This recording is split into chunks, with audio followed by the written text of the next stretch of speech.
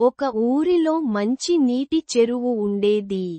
దానిలో కొన్ని చేపలు ఉండేవి. వాటిలో 3 చేపలు చాలా స్నేహంగా ఉండేవి. అవి సుమతి, కాలమతి, మందమతి. అవి పేరుకు తగినట్లు వాటి ఆలోచనలు కూడా అలాగే ఉండేవి. ఈ చేపలు చెరువులో ఈదుకుంటూ హాయిగా కాలం గడిపేవి. సుమతి ముందుచూపుతో రాబోయే ఆపద నుండి కాపాడుకోవాలి అనుకునేది. కాలమతి ఏదైనా ఆపద వచ్చినప్పుడు ఆలోచించేది.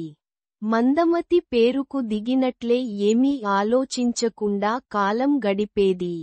ఇది ఇలా ఉండగా ఒక వేసవి కాలంలో ఎండలు ఎక్కువ అయ్యాయి. ఎండల తీవ్రతకు చెరువులోని నీరు మొత్తం ఆవిరి అవుతున్నాయి.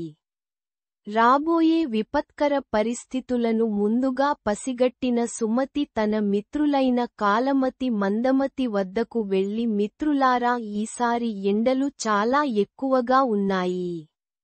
ఈ ఎండలకు చెరువులోని నీరు మొత్తం తగ్గిపోయే ప్రమాదం ఉంది. కాబట్టి ముందుగానే మనం ఈ చెరువును విడిచి ఊరి చివరలో ఉన్న పెద్ద చెరువులోకి వెళదాము, లేకపోతే జాలర్లు మనలను పట్టుకోవడానికి వస్తారు.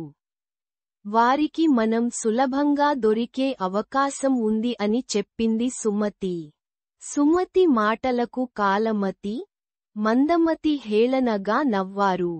అప్పుడు సుమతి, వాటి కర్మకు వాటిని వదిలేసి పెద్ద చెరువులోకి వెళ్లిపోయింది.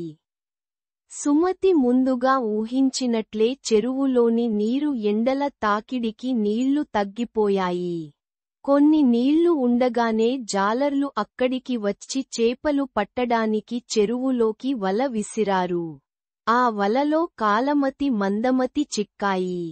కాలమతి ప్రమాదాన్ని పసిగట్టి చచ్చినట్లు కదలకుండా ఉంది వలలో. జాలరి కాలమతిని చూచి, ఈ చచ్చిన చేప నాకెందుకు అని చెరువులోకి విసిరాడు.